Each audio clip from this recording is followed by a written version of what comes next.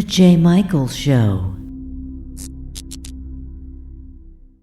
I think we're up to episode 62. Ahlaianne is our guest tonight. She's going to be talking about her book, which is The Unspoken Word, and it gets into a lot of legalities if you're having some legal issues.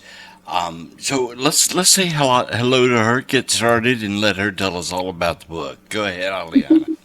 Hi, everyone. Thank you for having me this evening. Appreciate the time.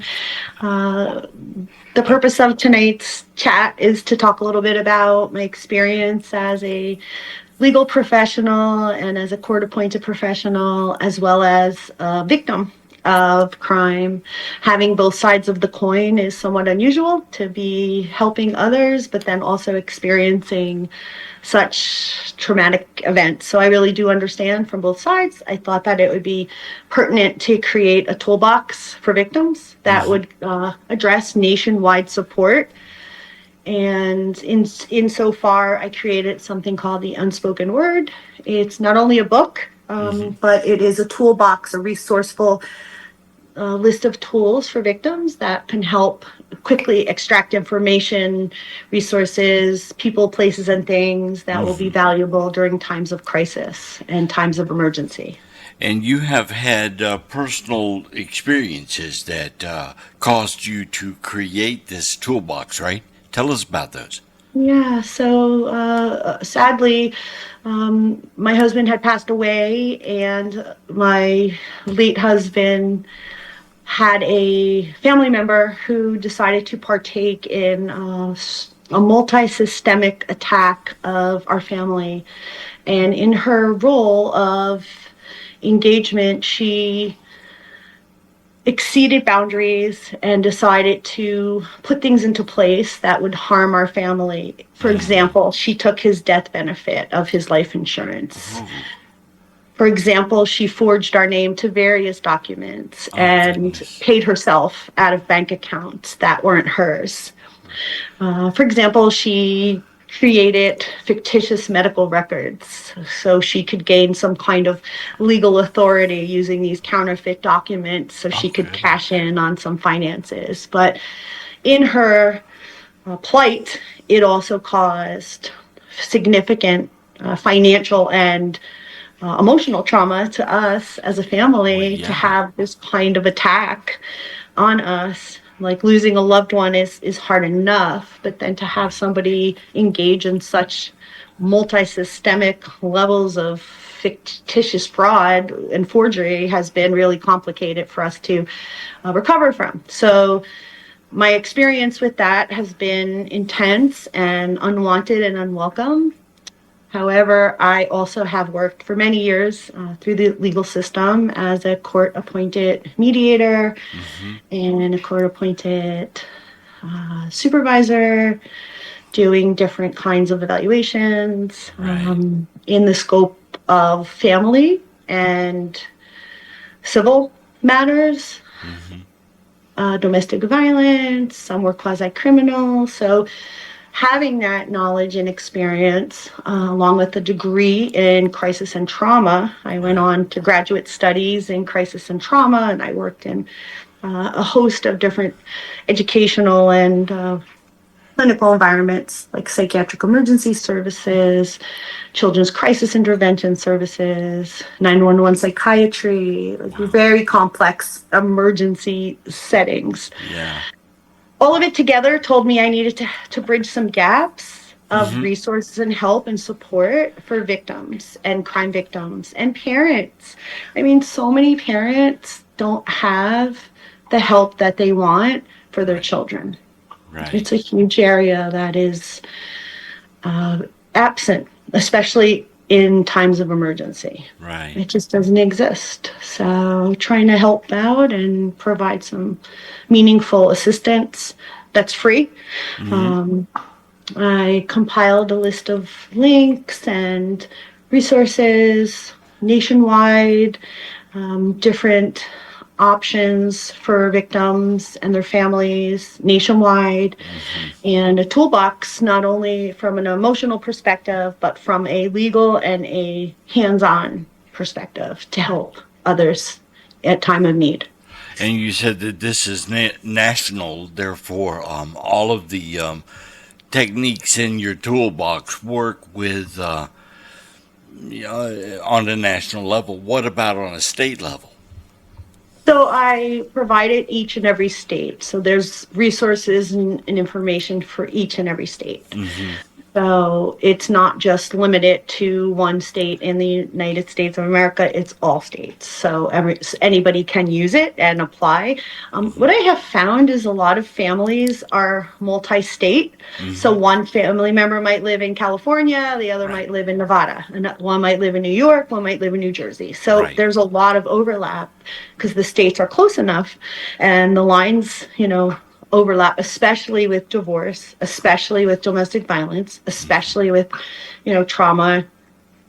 They're not always in the same household. So having that option and opportunity to have support on both sides is really important and very meaningful, especially during these times. The Unspoken Word is not just a book. It is a program that you've put together, and you have all the resources that anyone would need if they're dealing with some legal matter, right? And so with this toolbox, what all can they do? They would be able to receive at their fingertips all of the resources in their state for various areas of violence, law, support groups, and also empowerment, recovery, healing, wellness, feeling better, getting better.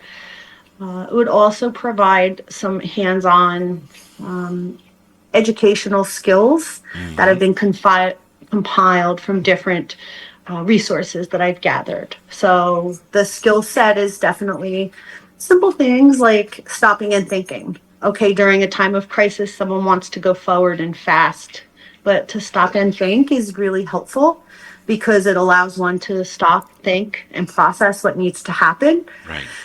Especially not make a rash decision, not do something that might not help in the long term. So it's simple cues like that, just basically stopping and thinking, paying attention, focusing on details, just things that in a time of crisis can easily be missed. But it helps. And it is using a crisis model to assist and direct. I also added like real life memoirs of my real true experience in the book portion of it, just to help others to understand that like I'm speaking not only from education, but from personal experience. Right. And you are now moving towards this becoming a documentary. You have a documentary called Women in Power that's coming up, right? I do. So I'm very privileged and honored that I have been selected to be one of the cast members for Women in Power. I'm really thrilled that I can share this using this platform and, helping others through such a large platform from Women in Power. It's the spirit of health, wellness, making positive change, positive impact, helping others, making a difference. So that's definitely a tremendous thrill that I could be part of this. So my episode will be launched soon, probably in the next couple months, and it will work hand in hand with what I'm doing here. So you've already filmed it. You're just waiting for it to come out. It's been filmed. Yes. Yeah. I'm really excited. Okay. So you were talking about resilience and your intuition. I'd like you to go into that a little bit more and talk about, intuition and how it plays into this. Sure. So just to recap, this whole program is based on a resilience model, being resilient during times of trauma, especially a victim of a crime, of a car accident, of a divorce, of domestic violence, of something significant like a traumatic loss. One has to recover, come back from that traumatic event. And resilience is the model that I'm using for this. And each of the initials in resilience has a particular term, like recovery, empathy, intuition, and you had asked for the intuition. So I believe from life experience that our gut instinct is really powerful. And we do sometimes have those internal cues and those voices or that gut instinct. And sometimes others say, and I've done it too, like you don't listen to it right at the time. It might be there. It may have told you, something's not quite right, or it is quite right. So I really try to focus on intuition and letting others trust their gut, trust your instincts. They're there for a reason and they're correct. And sometimes, especially victims who have been minimized or insulted, worn down from emotional battering, gaslighting, being told that they're not telling the truth when they are telling the truth, might not listen to that voice because they're trained not to. They're trained to be quiet and to silence themselves. And that's where the unspoken word came from. It's from all of those victims and all of those people who lost their life in traumatic events, and all of those words that they wanted to say but couldn't say, all of those thoughts that they had that were silenced, were shut down, were kept quiet, whether it be for emotional reasons, domestic violence reasons, political reasons, whatever it was, they never got their chance to speak and they never got their word. And that's what I named the book after, The Unspoken Word. Yeah, and in today's world, I mean, you turn on the TV, you're being gaslit constantly. So you deal with not only the legalities of how to handle this, but also the emotional impact on a person that's going through trauma. So, and you said that you had your own personal experiences that helped you to write this book. So not only do you have all of the legal tools you need, but you had all of the emotional experience of being, as you said, do you consider yourself a victim? But you were involved in this. So talk to me a little bit about dealing with the emotional aspect of this some more. So I think that during times of crisis, anyone is jolted. They're shocked. Yes. It's unexpected. How would you prepare for something so unexpected? And they say seeds of change are in every single trauma. And although it is not what we expect, and it's certainly not what we even deserve at times to be harmed. We never deserve to be harmed. We never deserve to be abused. It's just not something that is okay. It's not okay to hurt anyone. It's not okay to abuse someone. So the emotional implications, the impact of that kind of circumstance can be really detrimental to a person, to be beat up and then be silenced. There's nothing okay about that. In addition to those that have lost their lives from a crime, there's nothing okay about it.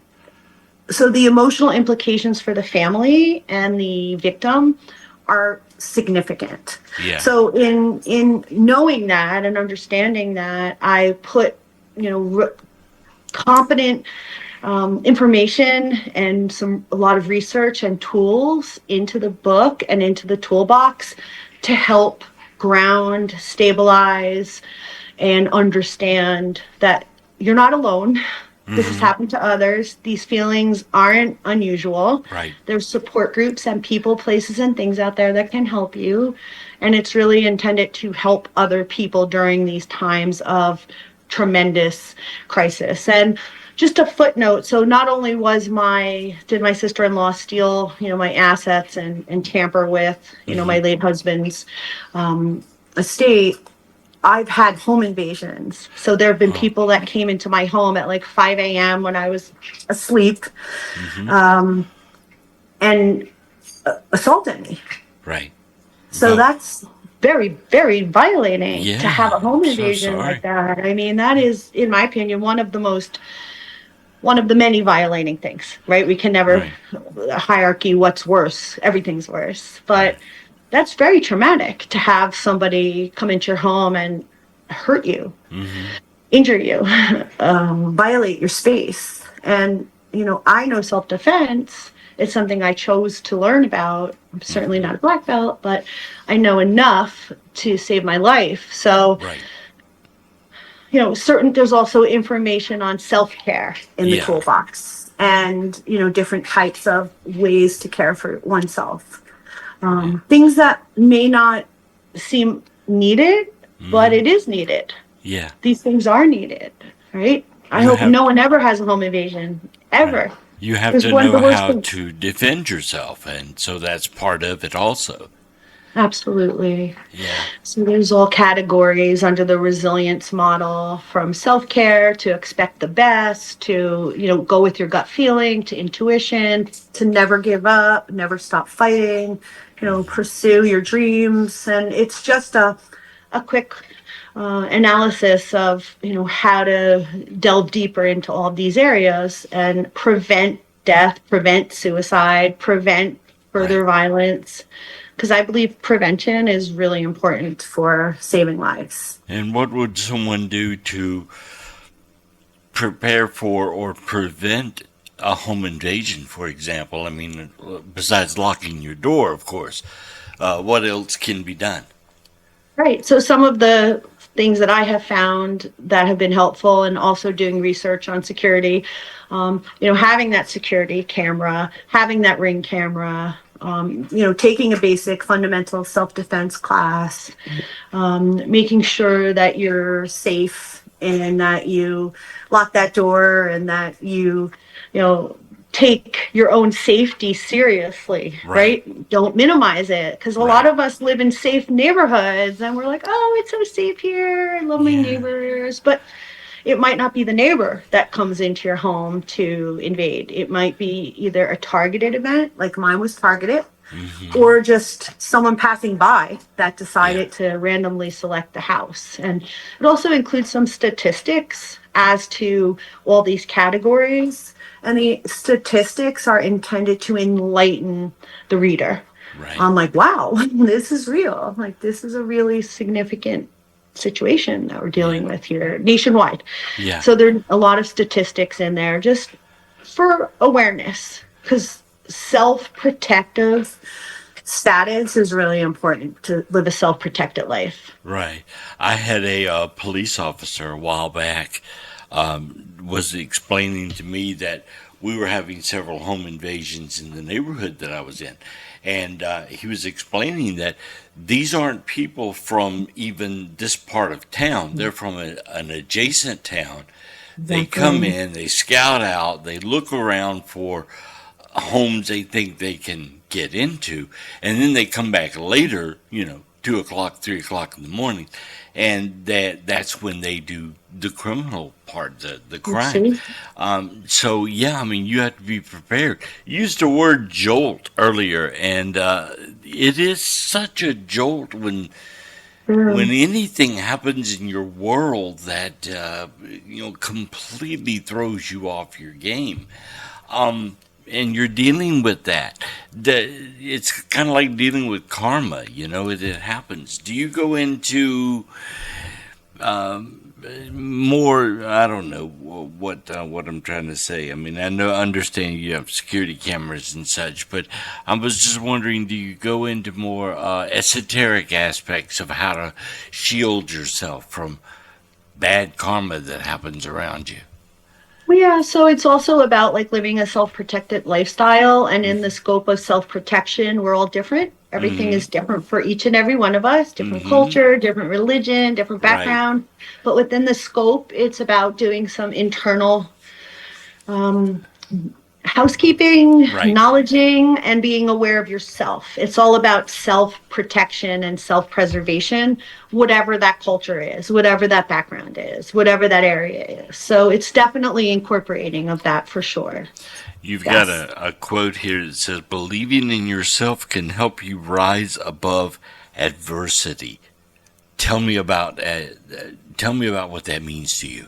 Yeah, so what it means to me is that self-belief, self-empowerment, self-knowledge, and self-awareness can help, I believe, and statistics show, to rise above diversity. A lot of times there's discrimination, false impressions, there's false beliefs, there's a stigma, a gender bias, and implicit bias is a big word in law enforcement, and the thin blue line, a big word in law enforcement, and understanding those terms that are all in the book. Rising above someone else's false impression or skewed impression or discrimination doesn't let you become a victim to their impression. Then you're yourself. They're entitled to believe whatever they want. It's their belief system, but it's keeping that boundary tight so their belief system doesn't infringe upon your life, knowledge, welfare, or growth.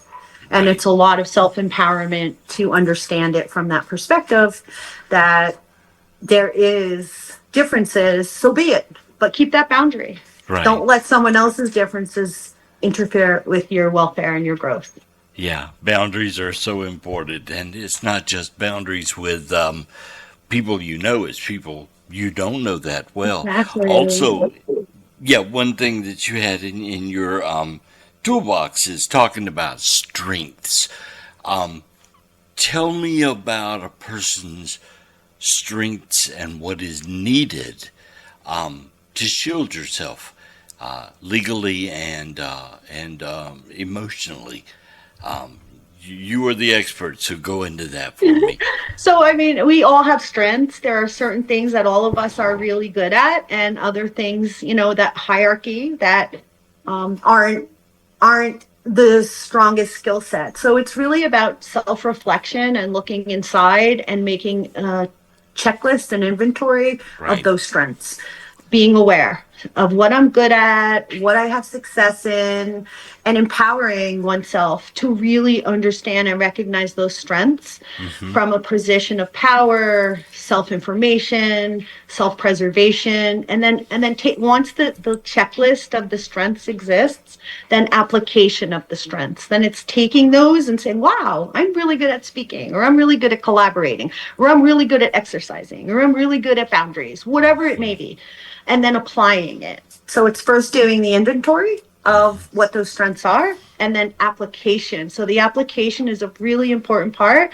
Not everyone is aware that they can apply their strengths, and that these are wonderful, beautiful strengths. Now let's apply them. Now let's take those strengths and apply them to our success and our future in all these different venues. And it's just going from like a cognitive behavioral perspective to application for strength and for wellness and for betterment and self-protection.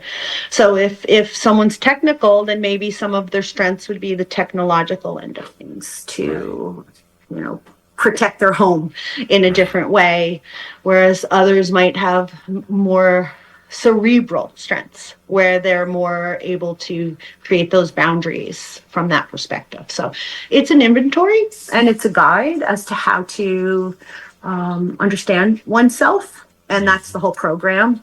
And then it's application of that. Application, that's very important. You have to actually do it. Yeah, you have to put forth the effort. You also speak on empowering yourself.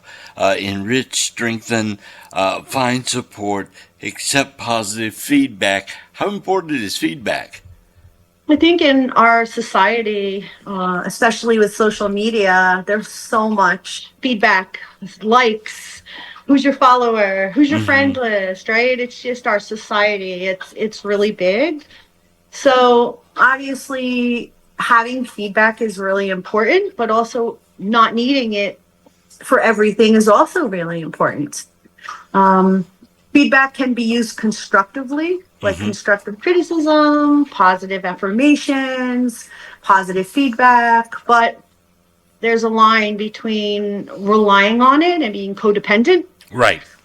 and saying, hey, I have all these strengths. Like, hey, I'm really good. I'm really smart. I'm really competent. I'm really good hearted. I'm really caring, whatever the strength is. And I'm not saying that about me. I'm just giving a bullet list of what one's strengths might be. Mm-hmm. And it's important to have those, knowledge and awareness so one can feel more empowered.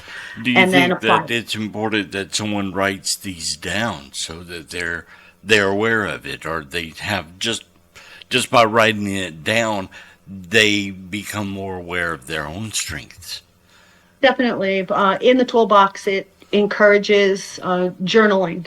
Right. And there's different ways to journal, whether it be journal on your phone, in a formal book, in an audio, but it's like self-expression and documentation of all of these strengths that we have. So one can call upon them, especially during trying times. So it's creating a prevention model and a platform. So if the jolt, as you just said, comes, you're prepared. It's preparing for the future and keeping yourself safe. One of the things that you cover in this is loving and caring for yourself. List those things that you need to be aware of taking care of yourself. Right. So self-care is huge. It's taking an inventory of your world and understanding what your needs are. So it's developing a needs list. Everybody's needs list is completely different. No Right. two people are exactly alike. Even research shows that identical twins have some different interests, right? So we're all different. We all come from different places, different shapes, different sizes. So it's really doing that inventory of your own personal needs and incorporating your needs into a working tool that can be applied for yourself or each person's self. And this is really needed during times of trauma and crisis, especially for victims, because that's been taken away. Right. Right. You have listed here your mind, your body, your nutrition, your hygiene, your social situation. Those are some things to take into consideration for loving yourself.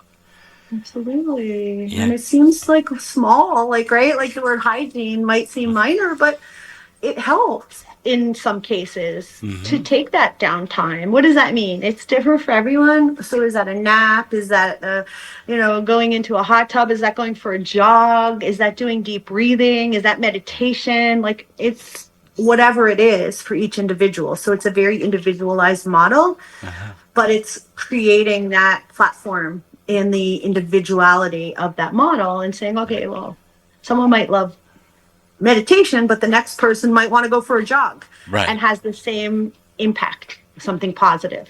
And would you say never let your guard down? That would be important. Absolutely. It's being aware of your environment, your surroundings, having knowledge, having awareness of what's going on. I know it saved my life in certain situations. I mean, being under attack, when someone physically assaults your person and comes into your personal space and assaults you and beats you and hits you, you're off kilter, right? So being aware of what's going on can certainly aid in prevention, could sidestep, go the alternate route. And that's another key point in my episode, like taking an alternate route sometimes.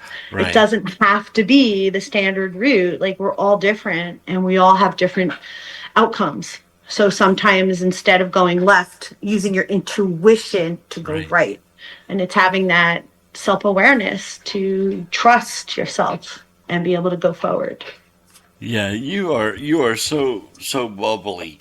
One of the one of the things also is that you're a model. Tell me a little about your modeling career.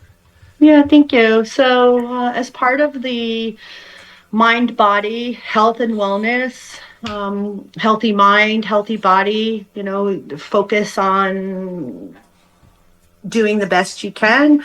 I've always been an advocate for anyone that needed help. And through my work and through my desire to help victims and help people, I had been approached through my LinkedIn profile and was asked to take some photos, and things just developed from that point. So I'm really excited.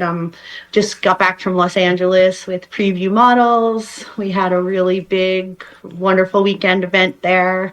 We did a fashion show, and we did, all kinds of different events and music, reels. It was very, very cool. So I can, plan to continue with the modeling. I'm definitely excited to be able to incorporate like the healthy mind, healthy body into it, and be a positive role model. Really, that's the mission. And save some lives. Have you looked into acting, or have you acted? So I have looked into it, and I'll probably be expanding a little bit in the near future into that role as well. Yeah. Doing a documentary with this project with Women in Power, so it's definitely going to open some opportunities to expand a little bit more and go into great detail with some of the life events that I've been part of. If you read that, you'll see that I'm here to help and prevent, but this was also fueled from some personal trauma that I had experienced, right? So that's always good to be able to have that experience to help others by having that knowledge base. Yeah. Are you comfortable in front of a camera? Yes, I am. Yeah. You seem comfortable there. You're kind of bubbly. You're kind of moving around a lot, though, and I'm wondering, is she nervous? Does it make her a little nervous because she's on camera here? No, I'm not nervous at all. I think I'm just very active of a person. I'm very animated, as you can see. Yeah. I'm an animated person, so I've been approached of the late, inquiring about the acting side of things because of my energy level and my personality being. Well, I discovered you on Instagram, and you have it looks like maybe you do a lot of things with AI, because I'll see you're standing there and then you become a bird or something like that, and you fly away, and so it's fascinating to see your Instagram and how you do that. How much time do you spend on social media? So much. I try to spend like an hour or two a day to update some new photos that I have and to update some new information. Now going to be spending more time on the Unspoken Word now that the episode has been filmed. So now I'll be placing some energy onto that. But I think that social media is a great tool, right? We wouldn't have met had that not existed. Exactly. So I'm trying to just, get the message out. Having, my own personal loss has been difficult and traumatic. So I want to make sure that I offer support where needed for anyone who might need that support, but also, stay with my own positive affirmations, move forward, be healthy, be positive, be grateful, be thankful, and follow my own resilience model. Someone else who has been through a lot of trauma might think, oh my gosh, I don't need to get on the internet. I need to hide. I need to not be out there so much. What would you say to them? I would say that utilizing different resources can be really helpful. And if the internet can create a pathway to new opportunity, to connections, to something of value to your life, then definitely consider it. And you're 100% right. Like trauma and injury creates a need for rest, right? Let's face it. Someone's hurt. They need to rest. And you're not at your peak after an injury to want to go on camera and, put yourself in a nationwide position where hundreds of thousands of people are potentially looking at you. So Exactly.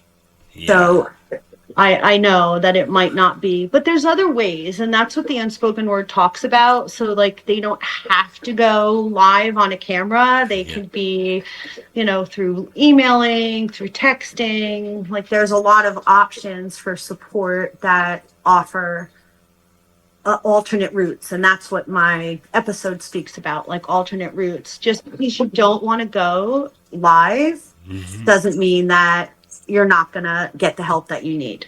Right. And if and when you're ready for your help, then maybe you would go live. And that's kind of the timeline of how to make this work. And that leads into engaging in meaningful support. Talk to me about that.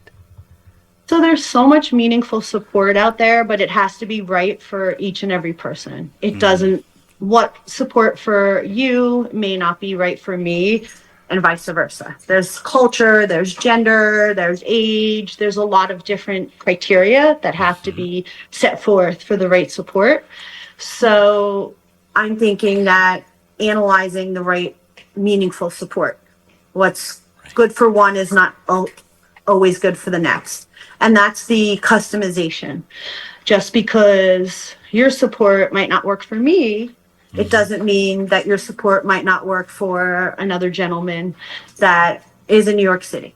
Right. And that's really the beauty of it. It's understanding that we're all different. We all have unique needs. We're all special. We all have different strengths and gifts and, opportunities. And meaningful to you is not meaningful to me.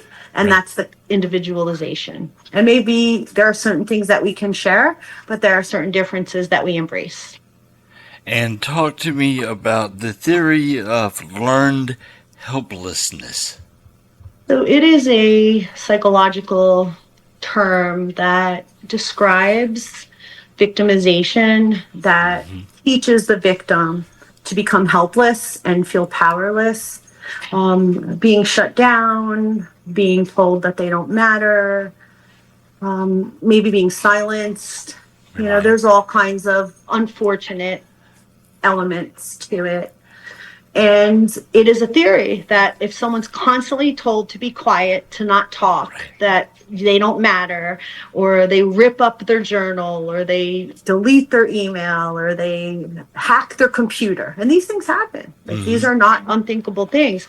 It gives the reader or the victim an impression that they're helpless, and they learn to become helpless. And the theory of learned helplessness is something that a lot of victims experience, but the goal is to empower and to embrace and to move forward and to be resilient and to recover and to move forward beyond that stagnant, self-defeating position. Because with crimes and with domestic violence, like, a lot of times the victim is silenced because the person who offended would go to jail or be prosecuted.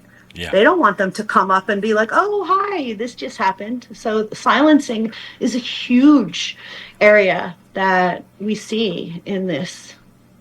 Quieting the victim, getting rid of the evidence, not letting them speak, deleting their journal, whatever it is.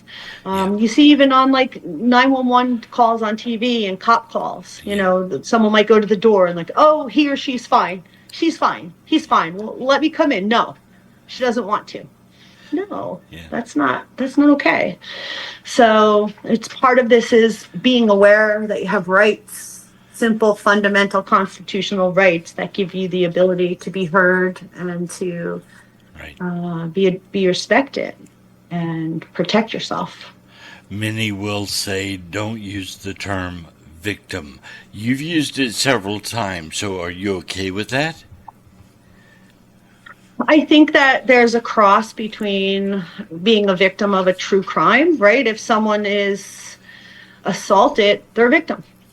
But then it's a survivor, right? So then the goal is survivor stories, survivorness. And that's a lot of what I'm trying to focus on. Making that leap from being technically under the term, Right. because that's what the police form will say, victims form.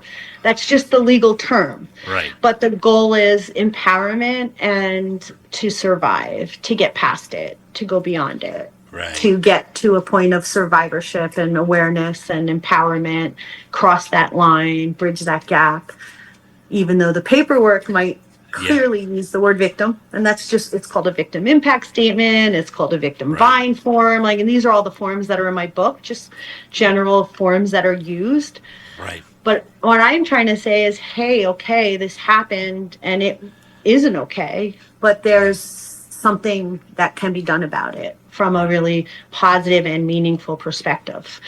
And even for parents, because a lot of parents are left displaced. They might lose someone in their family and they're not sure what to do with that loss. They're not feeling supported, or that there's resources for grandparents or for parents.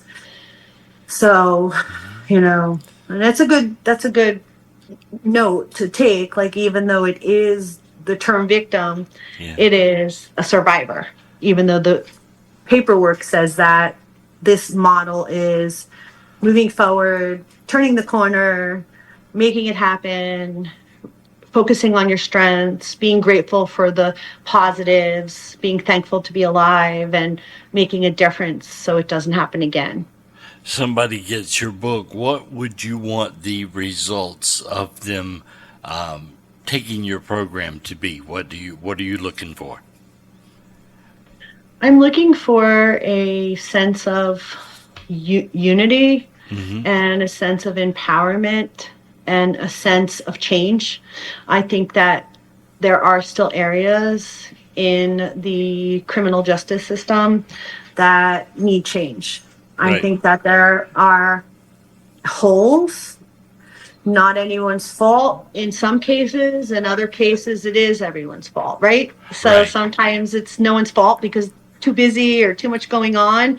And other times we've seen some of the major events on TV where someone made a wrong choice or shot someone that shouldn't have been shot. So it's both sides. And I think I'm looking for like unified change for even law enforcement. And I know they have very hard jobs, but to even stop and think, right? Split second decisions change lives. So I'm looking for unity, awareness, positive change, and to create a foundation where there's survivor support to move forward, and also to help with self-protection if in the event someone comes up to you with a gun to your head. Right. How to deal with it. Yeah. How to deal with it. Yeah. It could really make a difference in your life if it, it's happened to me. It's happened to me. So, I've had more than one home invasion and they were not pleasant. They were physical weapons. They're real. And you have to, not everyone would know what to do with that. Right. Be prepared. It's the common theme there. If someone wanted to get your book, where would they go and get it? So it is going to be on Amazon. I also have a website, the unspokenword.co. That's the website address. So you can get it from the website, you can get it from Amazon, and through the Woman in Power. So definitely another venue. Yeah. We will put all of those links under this video and under the audio podcast as well. Wherever you're getting it from, you'll have access to those links. If someone wanted to get in touch with you, how would they do that? They can get in touch with me through my Instagram account, which is Ahlaianne _, through the website, the unspokenword.co, and or through Women in Power, or Preview Models. They could get in touch with me through there as well. Ahlaianne, thank you so much for being my guest on my show. I really appreciate it. You've been wonderful. Oh, thank you so much. Oh, also through Next Star Productions, they can reach me too. So yeah, I'm thankful for all of these amazing support platforms. So thank you for having me. I hope that it can change some lives and make a difference and provide what I intended to provide. You are definitely going to do that. We'll see you next time. Thanks. Okay. Bye. Thank you.